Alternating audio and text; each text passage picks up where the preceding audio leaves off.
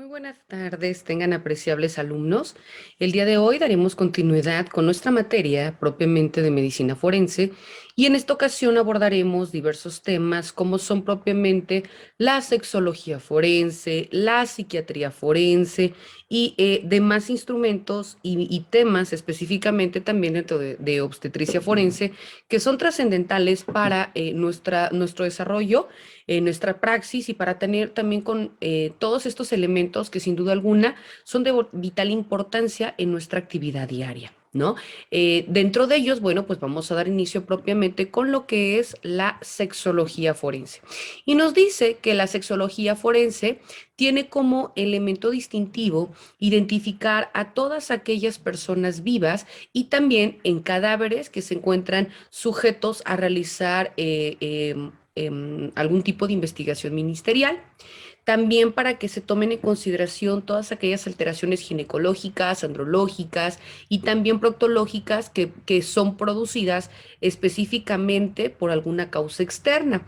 Todo esto para que el perito médico pues aporte todos aquellos elementos que son de vital importancia a la autoridad para que se acredite o no algún tipo de responsabilidad y también para otorgarle todos aquellos elementos técnicos y científicos que van a ser, repito, la base para poder integrar la comisión de hechos constitutivos de delitos y relacionarlos meramente con la sexualidad y la reproducción. Dentro de esta misma forma, se habla pues de sexología cuando se estudia propiamente la sexualidad del ser humano, también para poder analizar el comportamiento sexual y todas aquellas distintas manifestaciones que pueden existir, tanto desde el punto de vista psicológico como también desde el punto de vista fisiológico. Dos elementos importantes que se deben tomar en consideración porque al unirlos vamos pues a dar cabida a lo que es la sexología forense. Cuando nosotros hablamos propiamente de la sexualidad, emana propiamente de lo que nosotros conocemos como aquellas cuestiones que tienen que ver directamente con esta diferencia de sexos, ¿no? El hecho de ser, de sentirse, de expresarse de manera tal entre el hombre y la mujer. Pero cuando nosotros hablamos de medicina forense, vamos a ver que estos elementos se toman en consideración porque provocan cambios fisiológicos, ¿no? O también algunas consideraciones como alteraciones orgánicas y que son eminentemente de tipo sexual, pero que ahora este tipo de alteraciones o de conductas específicamente entre el hombre y en la mujer que van a presentar algún tipo de alteración, ¿no? Es decir, este tipo de alteraciones da cabida a la comisión de conductas delictivas o de hechos constitutivos de delito. Por tanto, cuando nosotros hablamos de sexología forense, existen circunstancias específicas a tomar en cuenta cuando hablamos dentro de los delitos y entre ellos surge pues propiamente lo que es el aborto, los delitos contra la libertad y el normal desarrollo psicosexual, hasta poder llegar al feminicidio, ¿no? Cuando nosotros hablamos también en este punto, como bien hacía mención, se une los elementos para otorgar a una autoridad, en este caso, o para servir de auxilio a una autoridad ministerial por parte del perito médico forense, quien va a ser el encargado de poder asignar o de poder otorgar este dictamen y luego entonces para que el juez al momento de emitir una resolución pues sea tomando en consideración estos elementos, ¿no? Vimos que dentro de uno de los puntos específicos era tomado en cuenta el embarazo, ¿no? Y específicamente cuando hablamos de el aborto. Vemos que si bien es cierto, en algunos códigos penales se encuentra tomado como tal o se encuentra validado o se encuentra permitido, pero luego entonces existen otros instrumentos jurídicos normativos de las entidades federativas donde simplemente el aborto pues no se permite, salvo aquellas circunstancias o casos específicos que la propia naturaleza o que por la propia necesidad sí lo son, ¿no? Por ejemplo, cuando es producto de una violación, cuando se encuentra en peligro la vida de la madre y del producto de la concepción, etcétera, ¿no? Entonces vemos que siempre y cuando se realice dentro de la temporalidad permitida, no es constitutivo de delito, caso contrario, sí lo es, ¿no? Cuando hablamos del aborto, bueno, significa propiamente el no nacer, ¿no? Viene del latín abortus, ¿qué significa eso, no? Cuando hablamos de la medicina forense, bueno, existen dos elementos importantes o dos tipos de aborto que se deben tomar en cuenta, aquellos que son abortos espontáneos y aquellos que se consideran como abortos provocados. Y dentro de esto es importante que nosotros analicemos el punto de vista ginecobstétrico, porque desde esta validación o desde esta perspectiva, vemos que el aborto es aquella interrupción del embarazo antes de las 20 semanas de gestación o en su defecto cuando el producto pesa menos de 500 gramos. El aborto espontáneo se produce cuando no existe un daño al producto de manera intencional, ¿no? Es decir, son circunstancias completamente ajenas a la voluntad de la mamá y que por factores, repito, genéticos o por cuestiones anatómicas en el útero o defectos hormonales, infecciones o cualquier otra circunstancia, pero que no es atribuible directamente, repito, a una manifestación de voluntad, pues se pierde este producto de la concepción, ¿no? En tanto que cuando nosotros hablamos del segundo tipo de aborto, que es el aborto provocado, es cuando en casi todos los casos existe un consentimiento de la madre, ¿no? En este acto o en su defecto es incluso la misma madre la que se lo practica o puede acudir ante otras personas para que por su conducto pues le realice. Vemos que cuando nosotros tomamos en consideración estos factores, por lo regular, hacen uso de algún tipo de sustancias químicas o alguna cuestión mediante el empleo de la violencia o determinadas circunstancias, ¿no? Pero que llegan a desencadenar en la pérdida de la vida del producto de la concepción. Cuando nosotros hablamos propiamente de esta forma del código, perdón, del aborto, vemos que nuestros instrumentos jurídicos normativos lo definen como la muerte del producto de la concepción en cualquier momento de la preñez, ¿no? Y esto le dan cabida o le dan o se tipifica como propiamente el aborto, ¿no? La muerte del producto de la concepción en cualquier momento de la preñez. Como les comentaba en algunos casos, en algunas entidades federativas se regula o se permite el aborto y en algunas otras se regula, pero es constitutivo de delito. Existen formas específicas también. Algunos autores, como Gradini, menciona que existe una clasificación clínica del aborto que lo comprende como aborto incompleto, aborto fallido, aborto recurrente o habitual y el aborto inducido, ¿no? Cuando hablamos del aborto incompleto es cuando el producto se encuentra parcialmente fuera del útero. El aborto completo es cuando se expulsa la totalidad de la cavidad uterina. Cuando hablamos de un aborto fallido es la retención del feto durante más de 2 meses después de su muerte. El aborto recurrente o habitual, perdón, es la pérdida consecutiva de 3 o más productos viables, es decir, que han tenido vida, y el aborto inducido es el que se practica por la determinación terapéutica o efectiva y que da cabida propiamente a esta connotación. Ahora bien, cuando nosotros hablamos propiamente de las demás circunstancias o elementos específicos que también entran dentro de la sexualidad o de la sexología forense, entran también los que se conocen como los delitos sexuales.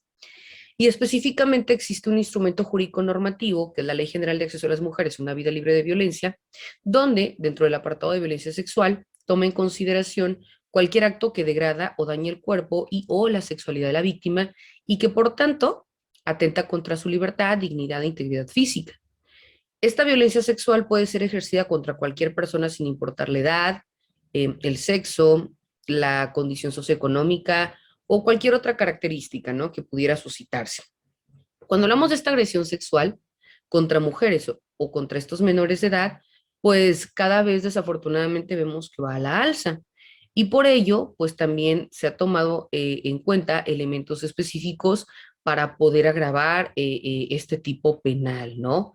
Cuando hablamos propiamente de la práctica médico-legal o la intervención de la medicina en el área jurídica, vemos que esta está relacionada con el tipo de delitos que es la sexología médico-legal o forense, porque se considera propiamente los delitos contra la libertad y el normal desarrollo psicosexual. Y específicamente en nuestro Código Penal Federal, pues se abordan estos delitos, ¿no? Como ya hemos señalado, hostigamiento sexual, abuso sexual, estupro, violación.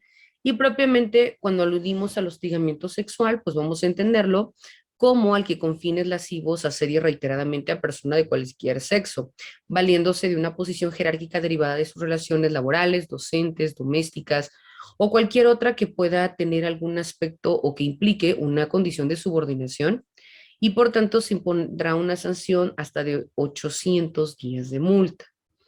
Vemos que si el hostigador fuese servidor público y utilizara cualquier otro medio o circunstancias que emanadas de su cargo, ¿no?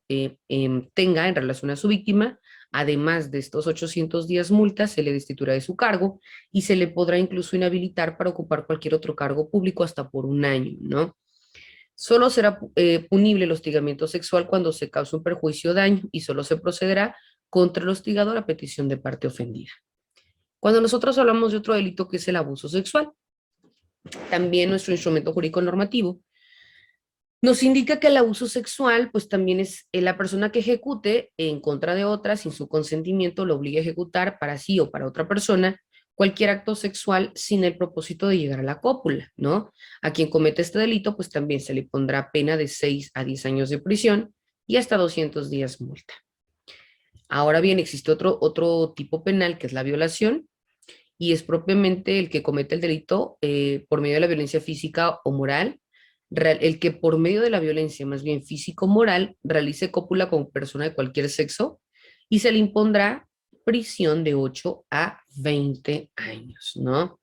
En ese mismo sentido, vemos también que existen otros elementos importantes, aparte de lo que nosotros tomamos en cuenta como la sexología forense, pues que también debemos analizar propiamente a modo de tomar elementos importantes al momento de encuadrar o al momento de que exista la intervención de un médico legista y todo ello, repito, para que nosotros podamos tener operancia y poder integrar de manera correcta una carpeta de investigación.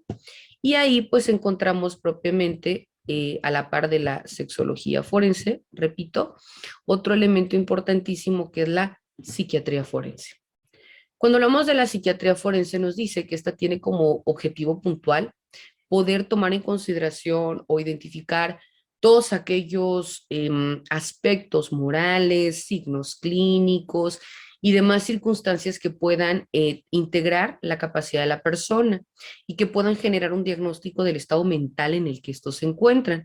Es importante, ¿por qué? Porque a partir del dictamen que se sirva a emitir, el médico legista pues otorgan elementos a la autoridad para considerar aquellas conductas como realizadas por personas que se encuentran en pleno uso de sus facultades mentales o en su defecto incluso para considerar al sujeto activo como sujeto inimputable, ¿no? Es decir, persona que si bien es cierto, perdón, realiza la materialización de una conducta, genera un resultado, es constitutivo de delito, pero por determinadas circunstancias que ya son probadas científicamente hablando, existen elementos para que no se sancione de manera explícita a lo que conforme la norma lo establece, ¿no? Es decir, estos sujetos inimputables son aquellas personas que no se van a sancionar conforme las leyes vigentes, ¿no?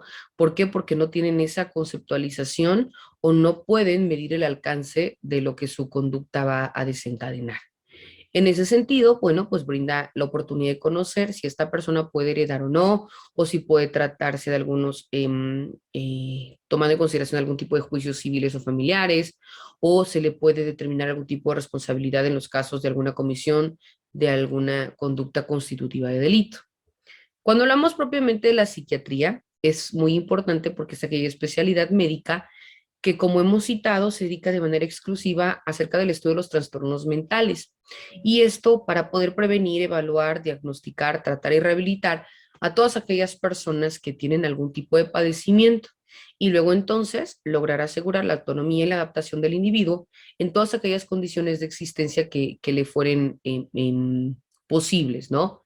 Cuando hablamos de la psiquiatría, vemos que esta psiquiatría actual debe ser propiamente importante o debe cumplir con funciones que les son encomendadas, como por ejemplo diagnosticar la psicopatología y todas aquellas cuestiones clínicas derivados de trastornos mentales. también tiene como elemento profundizar en el tratamiento psicofarmacológico de los trastornos mentales. En el mismo sentido, conocer diversas técnicas rehabilitadoras de pacientes con déficits psicosociales y dar asesoramiento a instituciones sociales como la enseñanza y la justicia, ¿no? Es importante que veamos o que conozcamos y que comprendamos que la psiquiatría legal es aquella que tiene como elemento importante enfocarse en la regulación de la psiquiatría dentro de la ley y que tiene implicaciones del derecho en la psiquiatría y que aborda temas exclusivamente como el internamiento involuntario, etcétera. En tanto que cuando nosotros hablamos de la psiquiatría forense, aquí vamos a entender aquella aplicación de los conocimientos psiquiátricos para la administración de la justicia y que comprende tanto la inimputabilidad e incapacidad, así como también aquella concepción en donde la psiquiatría toma especial atención dentro del derecho. Por ello se dice que es aquella que se aboca a la especialidad de conocer los derechos y obligaciones legales y también saber cómo actuar ante el enfermo mental y la interacción que tenga con la ley. En ese mismo sentido, bueno, pues es también importante que nosotros conozcamos que existe el elemento importante que es la psiquiatría pericial. Cuando nosotros hablamos de la psiquiatría pericial, esta tiene un gran impacto o una gran relevancia, ¿no? Ya que trata de evaluar todos aquellos casos en donde existe una determinación de imputabilidad del sujeto. Y en esto también se suman todas aquellas condiciones de valoración de las secuelas que puede desencadenar o que también puede tener en un momento dado la víctima. En ese mismo sentido, también vemos que cuando nosotros tocamos la psiquiatría pericial, es importante tomar en consideración aquellos elementos en donde, si bien es cierto, puede desencadenar en elementos distintivos como conocimientos de psiquiatría clínica, como aquellos que tienen una repercusión inmediata sobre conductas que puede desencadenar o que puede tener una persona o un enfermo mental. Y por tanto, es importante también que nosotros conozcamos los elementos que deben tomarse en consideración, como la apariencia y la actitud del paciente, la conciencia, el lenguaje y el habla, la orientación, la memoria, la atención, el pensamiento, las percepciones sensopercepciones, la afectividad, la psicomotricidad, la conciencia de enfermedad, etcétera, ¿no? Repito, todas aquellas circunstancias propias que se van a tomar como elementos distintivos o puntos específicos para poder determinar si el sujeto activo realizó con pleno uso, con plena conciencia la materialización de una conducta, el alcance de sus actos, las formas en que va a responder también por este tipo de circunstancias y luego entonces el tipo de resultado, ¿no? La sanción o la pena que se le va a imponer, pero repito, partiendo de todos estos elementos que van de la mano, tanto la cuestión psicológica como también la cuestión legal, ¿no? Repito, porque son elementos distintivos o elementos específicos para que nosotros podamos tomarlos en cuenta y podamos emitir un resultado. En ese mismo sentido, bueno, pues también es importante que nosotros también analicemos que existen otros elementos también trascendentales a analizar y dentro de ellos vemos que también existe lo que es la tanatología forense, la traumatología forense y demás. Al momento de que nosotros hablamos específicamente de la traumatología forense. Vemos que esta tiene como objetivo específico conocer los diferentes agentes productores de lesiones, ¿no? También su implicación o su estudio médico legal y, por tanto, la clasificación que de acuerdo al Código Penal existe para poder emitir una valoración, ¿no? Por ello es importante que al momento de que nosotros hablemos de la traumatología forense, se deben identificar aquellos tipos de lesiones que presenta el individuo. También es importante conocer la evolución y todas aquellas posibles secuelas que puedan derivar de esta comisión de hecho, y cuando sean graves, pues también que exista el traslado al área hospitalaria para un tratamiento con base en la clasificación, repito, médico-legal de las lesiones. En ese mismo sentido, cuando se cuenten con estos conocimientos básicos generales sobre estas patologías de origen traumatológico, se presenta una persona como consecuencia de esta comisión de un delito. Es importante también que se aplique una metodología adecuada para que nos dote de todos estos conocimientos y específicamente a la autoridad investigadora, y con ello pues se pueda continuar el proceso de investigación en materia criminal, ¿no? Al hablar de traumatología, bueno, vemos que es aquella rama de la medicina forense que se encarga del estudio de los estados patológicos, estos tanto de manera inmediata como de manera mediata, y que tienen un elemento que son causados por violencia externa sobre el organismo vivo, ¿no? Cuando nosotros hablamos de esta forma o de estos estados patológicos inmediatos o mediatos, existe una clasificación dependiendo del agente que los produce. Y estos pueden ser agentes mecánicos, agentes físicos, agentes químicos, agentes biológicos. Cuando hablamos de los agentes mecánicos, nos dice que estos constituyen el tipo de lesiones más frecuentes en la comisión de un delito y que en general actúan por medio de mecanismos contuosos, como pueden ser aquellos que presentan algún tipo de percusión, de tracción, de fricción, de presión, etcétera, ¿no? Algunos lo clasifican de manera distinta, separándolos en dos elementos, en dos categorías a saber, que son las contusiones simples y las contusiones complejas. Cuando hablamos de una forma de contusión, vemos que no es otra cuestión que un golpe, ¿no? Y eso es a través de un elemento, de una transferencia de energía cinética a dinámica, y que dependiendo el impacto, dependiendo la velocidad, dependiendo el punto de choque, dependiendo también la fuerza en que se realiza, pues va a desencadenar un tipo específico de lesión en el cuerpo humano. Y esta deberá ser proporcional o será proporcional en cuanto, repito, a la intensidad y a la gravedad de la lesión, y que puede ocasionar daños tan sencillos como pueden ser un hematoma, o tan graves como una fractura de un hueso o incluso un traumatismo craneoencefálico o un aplastamiento de extremidades del cuerpo al ya sea realizar este tipo de acción, caer un cuerpo pesado o alguna otra circunstancia que pueda desencadenar en este tipo de resultado, ¿no? En tanto que cuando hablamos de las contusiones simples, pues se encuentran lo que les decía hace rato, no un hematoma, que es una equimiosis, una escoriación, la herida por contusión, la luxación, la fractura, el arrancamiento de un segmento corporal y contusión profunda. Y vemos que también dentro de las complejas, pues son el producto de la asociación de dos o más mecanismos de contusión, como puede ser una mordedura, el aplastamiento, la caída o alguna precipitación. Cuando nosotros hablamos de una quimiosis, es la infiltración sanguínea de la dermis como consecuencia de una ruptura de vasos capilares, ¿no? Y esto es netamente por esta acción de un agente traumatológico que da como consecuencia misma esta epidermis, ¿no? Este tipo de lesiones nos dice que tienen una clasificación o una temporalidad, y nos dice que son aquellas que tardan 15 días en sanar, dependiendo, claro está, repito, de la fuerza en que se realice, ¿no?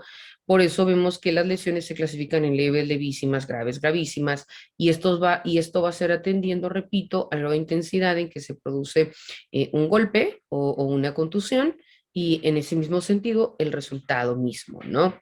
Bueno, cuando nosotros hablamos de la excoriación es la pérdida de las etapas superficiales de la piel, ¿no? Del epidermis, y que por tanto, pues deja al descubierto el corio, ¿no? La dermis, como consecuencia de esta fricción de dos superficies de consistencia diferente, una dura y la otra de menor resistencia, y que da como consecuencia un traumatismo, ¿no? Dentro de los elementos o de las etapas iniciales de esta forma, se drena la sangre, se linfa, se seca de forma y que da cabida a una costra, ¿no? Y que esta puede ser inmediato o mediata, y la piel se regenera por sí sola por un promedio menor a 15 días. Cuando nosotros hablamos también del hematoma, el hematoma no es otra cosa que el moretón, ¿no? La colección sanguínea en un espacio formado por la separación de los tejidos donde normalmente no existe una cavidad porque forma un abultamiento y que existe una ubicación donde es posible identificarla. Existe también lo que se conoce como herida por contusión, y esta herida por contusión es la pérdida de la continuidad de la piel, que también puede ser o puede extenderse a tejidos profundos, subyacentes y llegar incluso hasta el hueso, ¿no?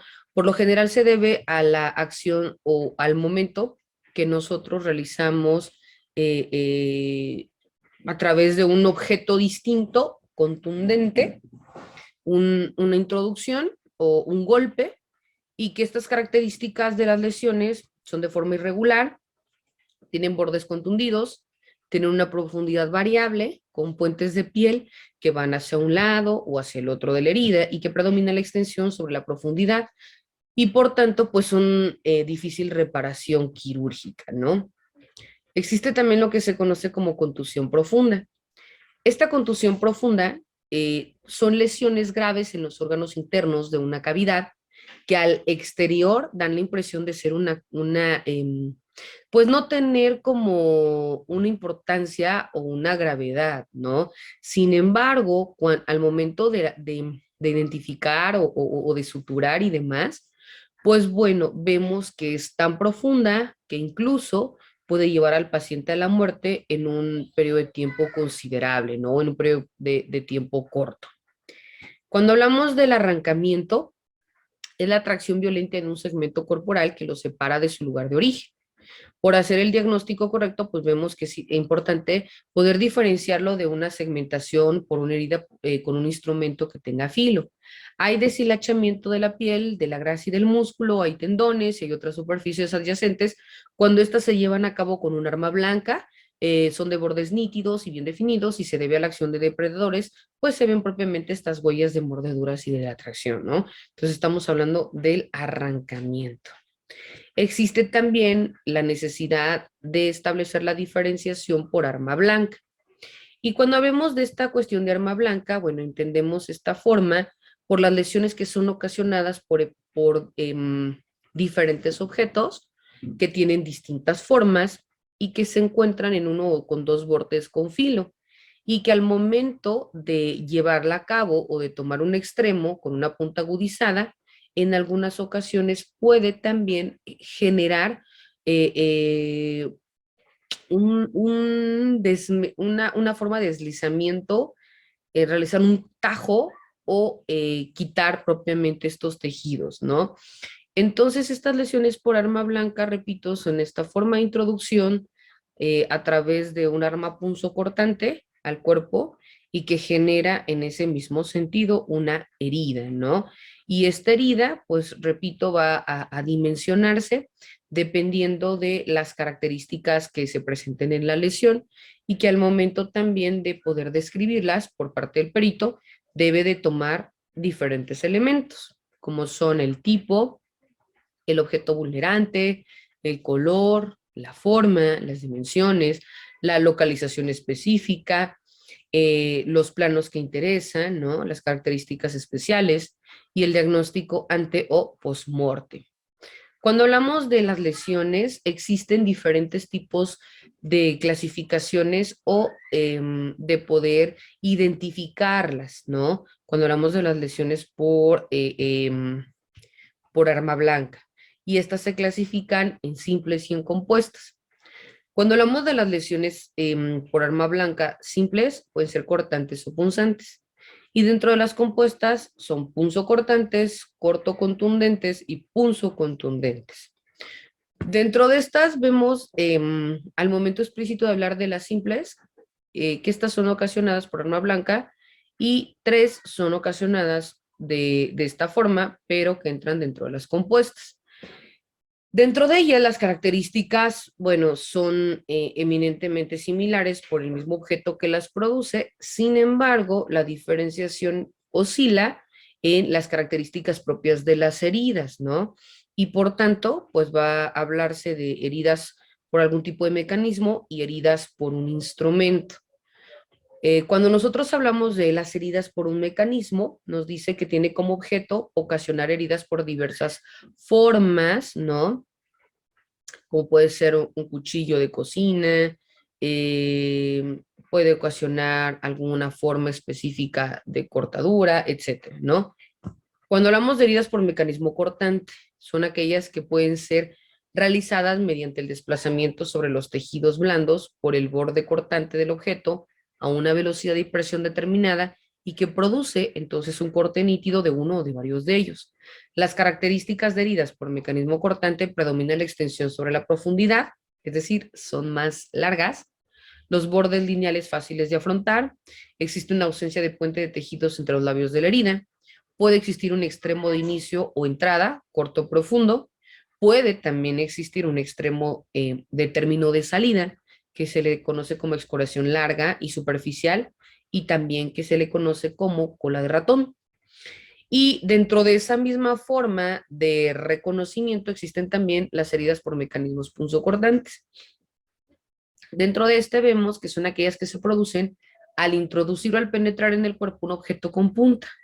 Y esta punta es muy agudizada y por tanto separa los tejidos sin que exista una forma de seccionarlos, ¿no? Y que dentro de esta forma, al retirarlos, pues regresan a una posición original, cerrando parcialmente el orificio producido. Por esto existe ocasionalmente un escaso sangrado, ¿no?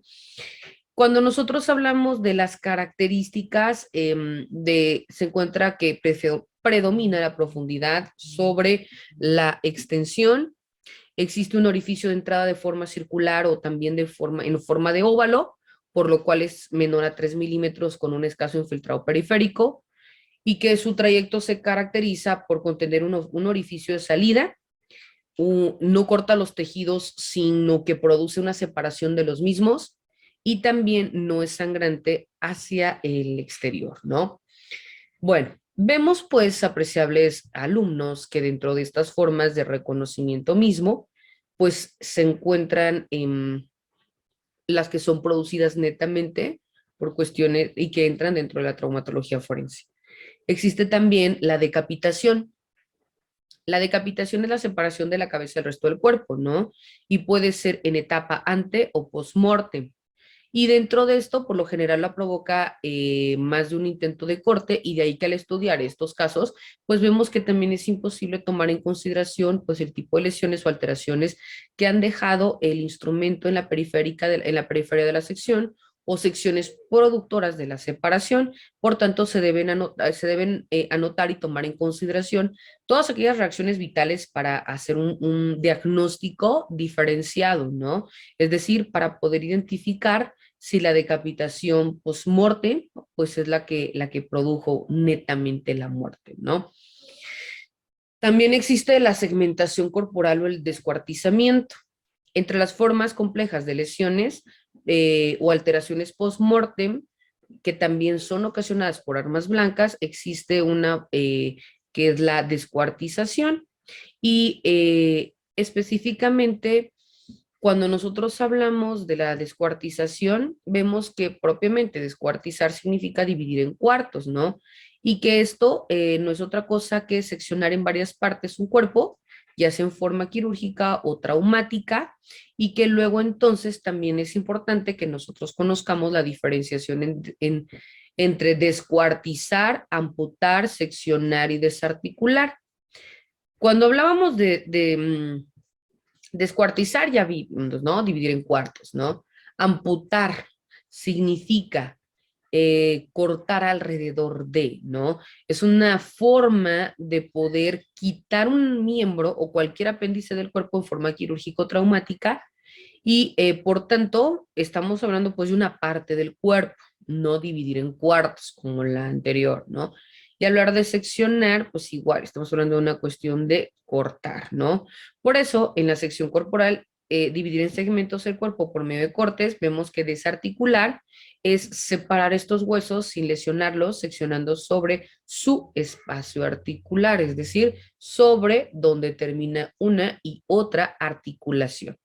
Cuando hablamos de la articulación, vemos que también esta se subdivide en sacrificio, tortura, en la forma de intervención quirúrgica, la forma guerrera, la antropofágica, la fauna cadavérica, la criminal y demás, que son, repito, las formas específicas en que se pueden llevar a cabo cualquiera de las formas de reconocimiento mediante la segmentación corporal o propiamente, repito, el descuartizamiento.